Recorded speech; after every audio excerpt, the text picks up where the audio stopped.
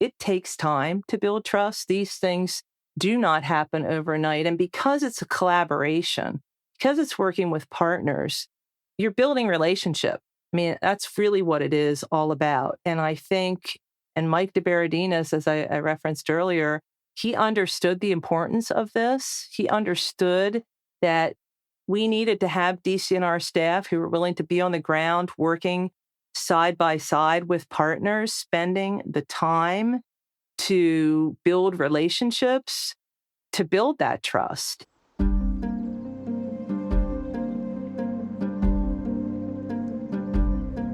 Imagine a place where stress fades, fresh air fills your lungs, and adventure awaits around every corner. Welcome to Think Outside, the podcast that inspires you to explore, connect, and embrace the outdoors. Welcome to Think Outside with the Pennsylvania Parks and Forests Foundation. I'm your host, Marci Mowery. And today I'm joined by Meredith Hill, who recently retired from the Department of Conservation and Natural Resources, where she managed the Conservation Landscape Program for the past 15 years. Meredith, thank you for joining us. Thank you, Marci. I'm glad to be here. Yeah, I'm really looking forward to taking a dive with you to better understand the Conservation Landscape Program and what this means for Pennsylvania. So could you start by helping our listeners who may be unfamiliar with the concept of a conservation landscape understand what it is and why DCNR created that model? Okay, sure. The Conservation Landscape Program is an innovative approach that the agency launched about 20 years ago. And it was a way for us to engage in a region, in a multi-county region. And these 8 areas that have been designated across the state have a sense of place. They have natural, cultural, recreational assets, and they are defined by the region itself. It's a program that allows DCNR to move outside of our silos. So as you know, in DCNR, we have a number of bureaus. We have the Bureau of State Parks, we have the Bureau of Forestry, we have the Bureau of Recreation and Conservation. And they are all doing wonderful things in their organizations. But what was realized a number of years ago by a visionary leader at DCNR, some of you may remember Mike DeBerardinis, he came into the agency and he went around the state and he asked people, what can we be doing as an agency? Where should we be focusing? And he heard time and time again that there was value in us taking a regional approach, a landscape scale approach, where our different bureaus could work together in a place, bring their expertise to bear in a region, but not on our own. For us to work collaboratively with partners to create a shared strategy around conservation and shared values and goals around conservation, outdoor recreation, its connection to community revitalization. So he began to envision this program as a way to do that. And we began with the selection of these different 8 landscapes, and they came about because there was interest by partners, or there was a particular issue that was facing a region that partners said, we need to work together on this to accomplish goals in conservation that we don't think we can do by ourselves. So the program was born, and it has now been operating since about 2003 or 4 in 8 places across the state. We have the Pennsylvania Wilds Conservation Landscape. That is the largest geographically. That covers 13 counties in north central, northwestern Pennsylvania. There's the Laurel Highlands Conservation Landscape. That is in the southwestern part of the state. One of its primary features, the Great Allegheny Passage that you might be familiar with that runs the length of that landscape. There's the South Mountain Conservation Landscape, the South Mountain Partnership that's doing great work in south central Pennsylvania. Susquehanna Riverlands, that includes York and Lancaster counties. Moving further east, there's the Schuylkill Highlands Conservation Landscape In the Northeast, there's the Pocono Forest and Waters landscape and the Kittatinny Ridge landscape. And that is a long linear corridor, a very important landscape that follows the Kittatinny Ridge mountain range in Pennsylvania. Excellent. I love the idea of working collaboratively and forming partnerships. These are very geographically dispersed landscapes. What unites them to make them part of the statewide effort, but what makes them unique as well? I think what unites them is a common vision to what the landscape partners are trying to accomplish, right? They're all looking at working together collaboratively around conservation, outdoor recreation, but that looks different in different places. I think one of the landscapes that maybe I forgot was the Lehigh Valley Greenways. They are in the very eastern part of the state, as many of you know, the Lehigh Valley, but what they're facing is loss of open space.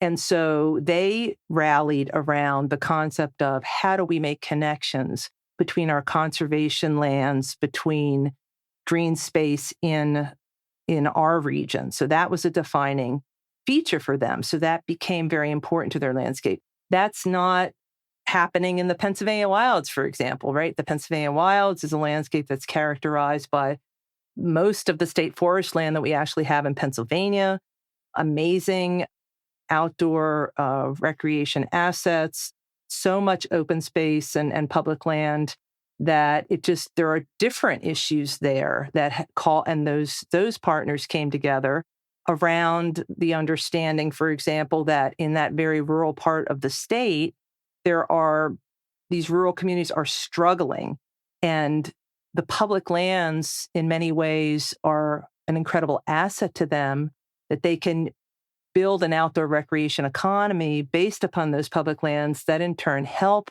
those communities from an economic viability point of view, for a quality of life point of view, but really it was a revitalization effort through the concept of sustainable outdoor recreation tourism there. Well, it sounds like success then looks very different for each landscape based upon the goals of the partners and the needs of place. That is accurate. I think that's right, Marci. Each place is different. There are some commonalities that we like to track across each landscape. So as a result of the efforts of the landscape partners, how much land is being conserved that was not before? Are there new trails that are now coming into being in that region because of the efforts of the partners in the region? Partnerships. What are the partnerships that have now formed, and what do we see coming from that? So there are some metrics that we track in that way. I would say sort of quantitative metrics, but I think the real story is the qualitative, which are the stories that come out of it. It's very hard to quantify collaboration. What does that look like? I think what we're seeing in this program is that some really big projects are able to happen because all of these partners are coming together. DCNR is bringing its resources to bear and collaboratively and strategically able to move big projects where they weren't able to before. And I talk about large trail projects like the Link Trail System, the Delaware and Lehigh Trail Corridor, Great Allegheny Passage, some of these projects that they're difficult to lift individually.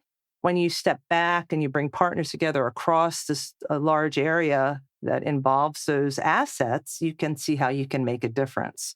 Well, that kind of fed into my next question, thinking about an example of a partnership, whether it's local government, nonprofit, business, or volunteers, that demonstrates the power of this landscape approach.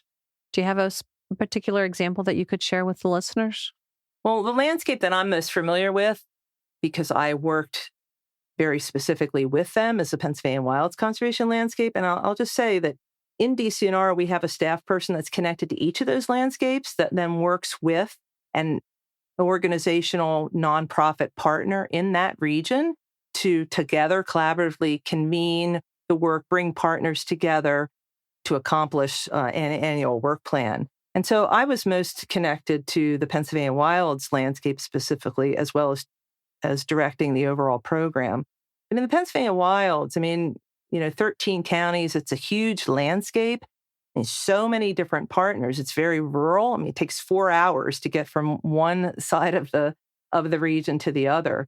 And very early on, what was identified, and this was identified by local partners, was the important role of planners. And, you can't create a sustainable tourism initiative and really look at bringing the value of the public lands to gateway communities and collaborating around that if you don't have good planning in place, that you're not thinking long term. And so they created what was called the Pennsylvania Wilds Planning Team.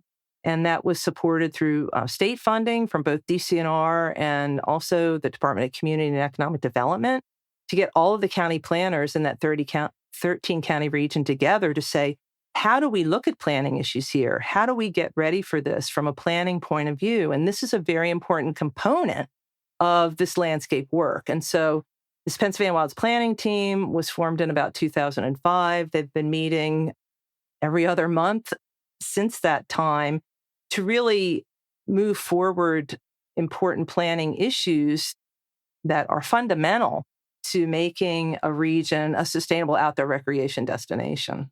Well, it sounds like it would be challenging to build trust across diverse partners. We all bring different priorities to a table, and I would imagine those regular meetings are very helpful for that. But are there other ways that in these landscapes you're building trust among people with variety of goals? I would say that that's probably the most important aspect of the Conservation Landscape Program, and the one that I think is underappreciated in terms of it takes time to build trust. These things do not happen overnight. And because it's a collaboration, because it's working with partners, you're building relationship. That's really what it is all about. And I think, and Mike DeBerardinis, as I referenced earlier, he understood the importance of this. He understood that we needed to have DCNR staff who were willing to be on the ground working side by side with partners, spending the time to build relationships, to build that trust. And also for DCNR to put its money where its mouth is. We are very fortunate in Pennsylvania to have a grants program that can support partnerships. So there is a significant slug of grant funding that we are able to dedicate to our nonprofit partners that are working with us in these different landscapes. So bringing capacity, building funding to the convening of these different landscape initiatives was very important. It continues to be something that sustains the program today. And also making strategic investments in our facilities because they in turn are economic engines for these gateway communities, whether it's through our C2P2 grant program, being able to provide funding for trail projects, for river access projects, for feasibility studies or planning, for local acquisition projects. It helps the community advance their vision in the landscape in terms of outdoor recreation and conservation. We are able to dedicate funds to do that. And I think stepping up and strategically providing those funds is another way that you build trust and build partnership and relationship. Thank you. I think about one of the projects in the Pennsylvania wilds that I've seen evolve over time, and with, the wild's involvement with investment by DCNR is Kinzoo Bridge, taking the bridge and putting in the observation platform, the restoration of, or the creation of the visitor center. And the last time I was there, I ran into a visitor that had come from South Carolina because it was a destination for him. He had read about it. He was very intrigued by it, which, that visitor to that local economy is bringing with him. In this case, it was a him, resources. He's not going home back to South Carolina that day.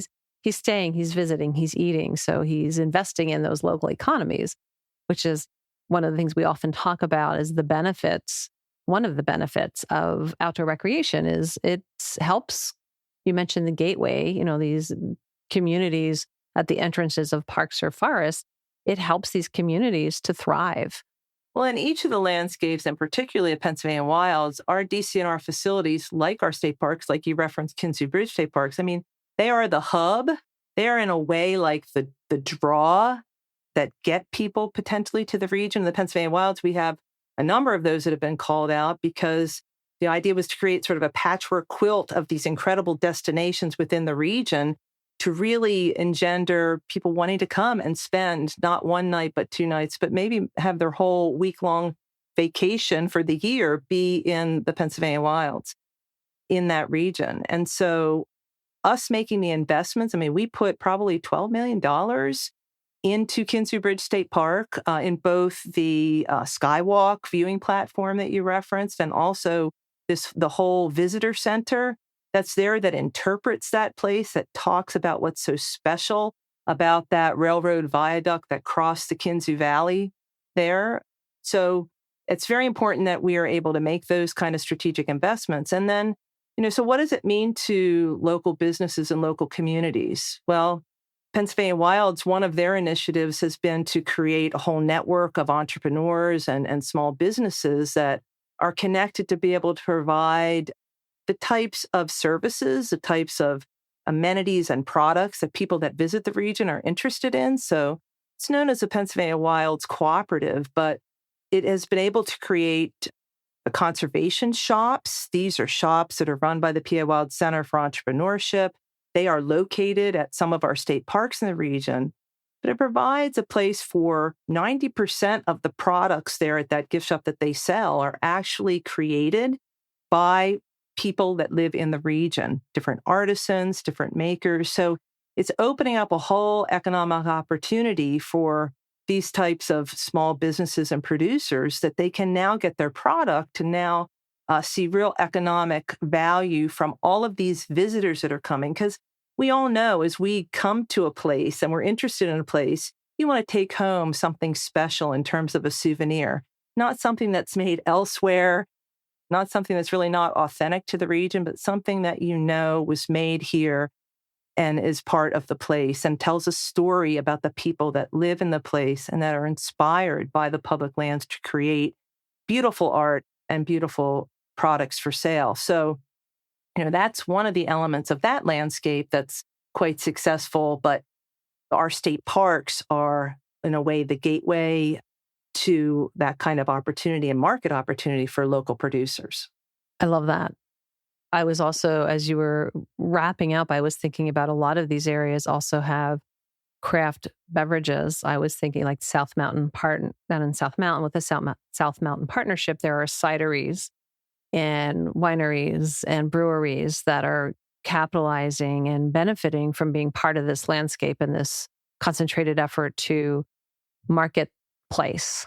That's right. Marketplace and what's unique and special about that place. And in a way, the Conservation Landscape Partners, help develop that experience. What does that experience look like in that landscape? And then be able to share that with people so that they're excited about visiting. And all of those that make a visitor's experience rich and fun, they're all part of the mix when you're talking about inviting people to come to your special place to see what's so unique and wonderful about it, whether it's natural resources or it's on the creative and cultural side or craft beverages and those kinds of things that go along with what visitors are interested in. We had a conversation with Rob over at Jacobsburg Environmental Education Center, and he shared that one of the ways they felt that they had succeeded was with the Greenway. They had somebody, one of the local bicycle shops was finding that he was selling a lot of baskets. And they realized that the local community members, were utilizing the trail to do their errands, and they were putting the baskets on their bikes to be able to visit the farmers market, the local businesses, and they were doing their errands via the trail. And they felt that that was a real sign of success. Yeah, absolutely. There are all kinds of really interesting approaches and stories and successes in each of the landscapes. We do have a conservation landscape story map that's available online if you want to delve a little bit more into each of the landscapes and understanding what they're doing, but really innovative and different approaches And it's all about co-creation.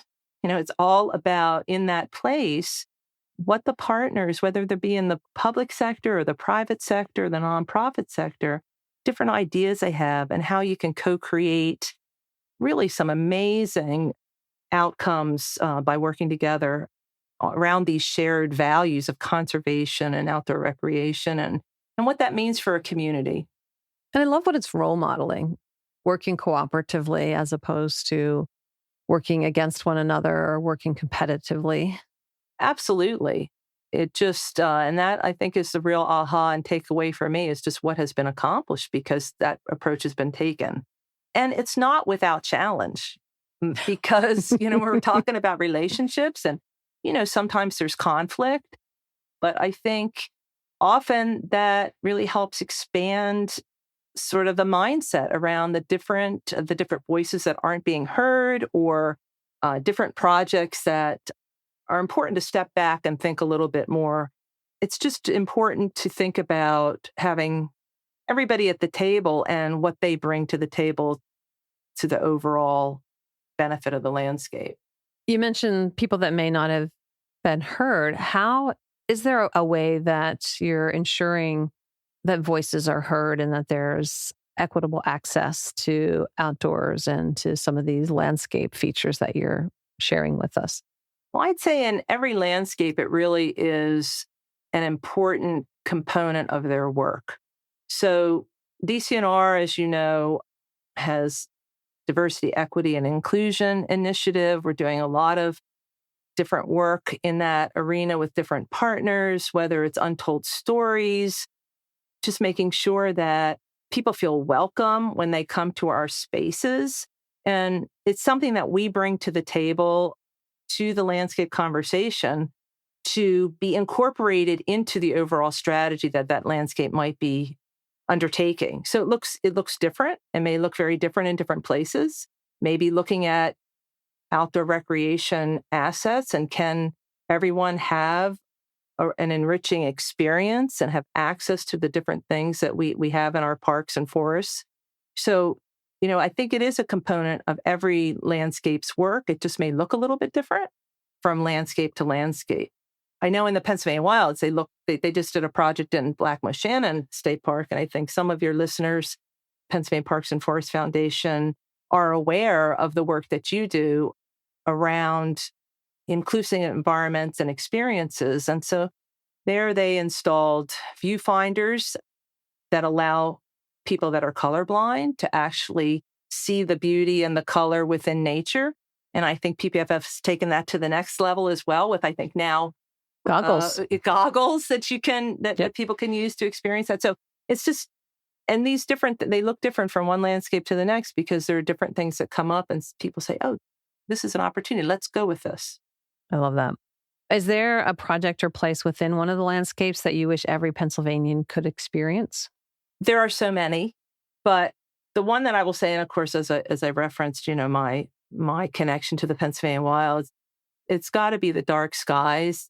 Whether it's Cherry Springs State Park that's specifically designed for someone to have an experience with the night sky, or it's some of our other parks in the region, because it's not a very populated region, you don't have a lot of ambient light. So you can have a wonderful experience to view the night sky. And I think there are a lot of people that have never truly seen the night sky, whether it be the Milky Way or the constellations, or yes, now the varying satellites that are traversing the night sky.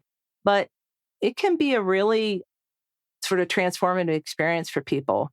And I know at Cherry Springs in particular, people come from all over the world to see that night sky there. It's set up particularly for incredible viewing of the night sky. And DCNR is able to facilitate that with educational programs and so forth. But we see a lot of people coming from the East, from Asian countries that can't see the night sky, but they very much revere the night sky. And so it's really quite an experience for them, but they're coming all the way across the world to have that experience. But doesn't need to be someone from that far away. Any of us can experience it. But Cherry Springs and the dark skies of the Pennsylvania wilds are at the top of the list for me. Well, and Cherry Springs receives a lot of visitors, but it's an emporium, just recently opened a dark sky area. So there are opportunities for viewing dark skies in Pennsylvania. Yeah, and Cherry Springs in a way led the way in that, because people realizing that we can do this in other places, and communities like Emporium are saying, we can do this too. And so they now are establishing a small dark sky park on some of their county parkland. Well, I think one of the benefits of that, just as with a little digression, is that in order to keep the dark skies dark, the local communities are looking at their lighting. And that not only benefits the skies, but it also benefits creatures that function in the night. It benefits bird migration. So there's other benefits outside of that attraction of the dark sky. That absolutely is true, 100%. And Potter County, which is the county where Cherry Springs State Park is located, one of the little gateway communities is the borough of Gailton, and they have very intentionally made dark sky lighting in their community paramount, because they know that is directly related to preserving the dark sky resource that we have at Cherry Springs and in that area. And we'll include in the links, PPFF did an infographic on how to be a good visitor to a space with the dark sky so that you don't adversely impact the experience for other people.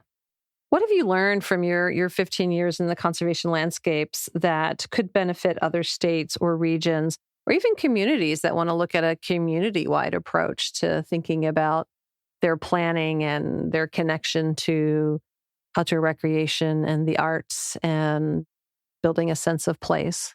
We do see there are other landscape scale programs around the nation and the world. Mostly we see that they are very focused on ecological aspects of landscape scale conservation, which are very, very important. But they don't necessarily take the next step to look at how it connects to community. And so I think our program in Pennsylvania ties these different things together and really takes a more holistic approach. Ecological, the environmental aspects of landscape scale conservation are part of it, but it's also looking at what that means to community and what that means to community revitalization, what that means to local land use issues, and different issues that are part and parcel of a place. I think we recognize that you can't just take one of those elements in exclusion and expect maybe to get as much success as if you weave them together and all of those come together in a landscape strategy. So I would say that it really is the fact that we have brought those different issues together in one sort of strategic strategy that has made it sort of stand out. And we had people say to us, this is really unique in Pennsylvania, the approach that you're taking, and have looked at it as models for elsewhere. And we take real pride in that. As you should. I think you've done an incredible job. And you talked about success, which leads me to the question of how do you measure success, or how do you measure progress when this isn't something it's a 1-year project. You've been doing it for 15 years. The program's been in existence for about 20 years. How do you measure progress when the work spans that many years and that many partners, and that in some cases, some very large landscapes or very linear landscapes? Well, it's very challenging. And I will say it's an area of the program that we are really specifically being focused on, because we're not sure we're doing it very well. How you communicate this to people, it means different things to different people, right? Because it is so interconnected with all these different aspects. So I think that's why we come back to, how do you tell the story of the place, the story of what's significant about that place and what's significant about some of the challenges and conservation challenges of that place, and then talk about the work of the collaborative in that place. What has been able to be achieved?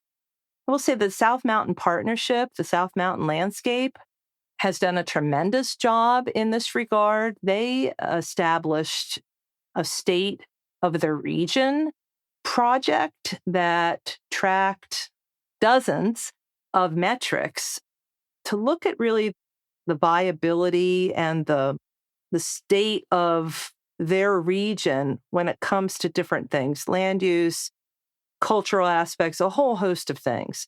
They have really, I think, landed on something that's important, and I think they're providing a vision for other landscapes to look at. So what is success here? What are we trying to measure here in this landscape? It could vary a little bit from landscape to landscape. And what do we see happening? And then be diligent about setting that in place and tracking it from year to year to year. So anybody that wants to really understand that in detail, to look into the South Mountain Partnership, their State of the Region report, and what's come out of that, because they have been able to show tremendous successes across a whole number of aspects in their landscape. Yeah, I'd forgotten about that report. PPFF is a member of the South Mountain Landscape, and I've totally forgotten about that. I'll have to look at that again. Thank you for that reminder.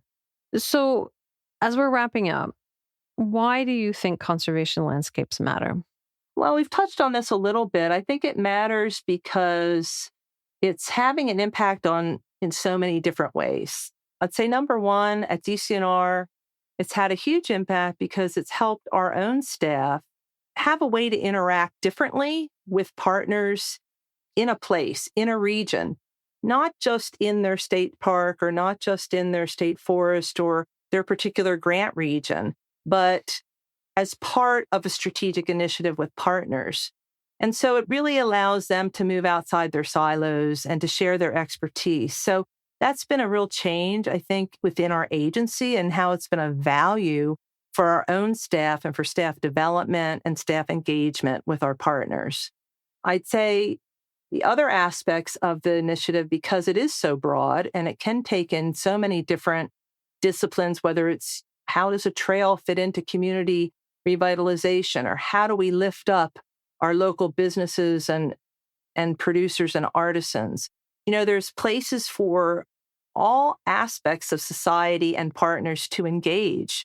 So I think that's opened the door for a really rich and robust conversation among so many different partners and sectors. And I think that's the real value of the program. So I guess that's what I would say. And that made me think, you had mentioned it earlier, that when you're bringing all these partners together, you are identifying where there might be holes. And that is an entryway for an entrepreneur to look at, what can I do? I love where I live. And how do I help fill this hole? And that could be a new business or a new opportunity and a new economic engine for a location. I think that's right. I think it's an entry point for a lot of people with a lot of different interests in terms of outdoor recreation and conservation and revitalization of the place that they live. And one element that I didn't mention that I think is important in a number of landscapes, probably all of them to a certain degree, but we were talking about South Mountain, and that's a region that, it's the fruit belt of the state. That's where we have incredible agricultural, cultural, and heritage and production. And, through the initiative, we've also been able to bring in other state agency partners. So the Department of Agriculture has also been a partner with us in that, and they engage. So I think the program also allows DCNR to help facilitate engagement of other state agencies in the work. And in the Pennsylvania wilds, one of those agencies has been the Department of Community and Economic Development, whether it's be them from a point of view of tourism, their tourism programs, their business support programs, their local government planning skill set that they bring. But to be able to leverage the resources of other state agencies, I do think is another sort of hallmark of and success of this program. And I'm so glad you mentioned that, because agriculture is also a sense of place. It's also the legacy of the Commonwealth of Pennsylvania. And in order for lands to remain in agriculture, they have to be viable. There needs to be a market for what's being produced. And these landscapes have helped to find other markets, make these lands so that they are places that are protected, or where you can make a living being a farmer or working in agriculture or raising crops, running an orchard. or, raising a specialty crop for a particular niche product. And so that really is another thing that preserves this legacy of Pennsylvania, which is our outdoors, our agriculture, our arts, Right. all coming together. And what are some of the issues that face some of these industries like agriculture in the South Mountain landscape? They've taken a lead on looking at solar farms because that has, from a land use point of view, that has had an impact on agricultural lands within their particular landscape. Meaning utilizing their lands for solar arrays and using that as part of their way to make farming economical. Part of that, but having it done in a way that does not degrade the agricultural farmlands and benefits to the region. And I think in the Pennsylvania wilds, one of the things that we struggle with is that so much of that land is forested. There are indeed places where, and private lands that are being sold for solar development, but then the mature tree stand that has been there is removed to put in solar. Now that's a question. That's, is that a good land use decision? We don't need to go down that road. That's a quandary, we call that. We don't need to go down that road, but that gives you a sense too. That's a conversation then within our conservation landscape team and work about, what does that mean? And so, you can get into all these different types of conversations, but the importance is that we have people around the table from all these different sectors and disciplines to be talking about this and moving forward something to benefit that place and that landscape. And it's so much easier to have a conversation when you have a relationship. And I think you stressed that in the very beginning. This was about forming relationships. Exactly. Excellent. Well, Meredith, is there anything that you would like to add as we start to wrap up? I would just say, if you're interested in learning more about the different conservation landscapes we have in Pennsylvania, I referenced that on the DCNR website, we do have a story map that goes through each of the landscapes and talks in detail and shows a map of the whole area for each of the landscapes. I would say take a look at that. And if you do live in one of the landscapes, please reach out. If you want to be involved, reach out and join the conversation. And I will add that link in the show notes so people can find it. Meredith, thank you for coming out of retirement today to have a conversation. I really appreciate the expertise that you have on this topic on conservation landscapes and your passion for the work that you've done, and particularly your work with the Pennsylvania Wild. So thank you very much for joining me. Thank you, Marci. It's been a pleasure. Thank you for listening to Think Outside, where every episode invites you to discover new places, build confidence, and find inspiration in nature. Love the show? Subscribe for more inspiration, share with a fellow explorer, and let's keep thinking outside together. For more resources and inspiration, visit thinkoutsidePodcast.org.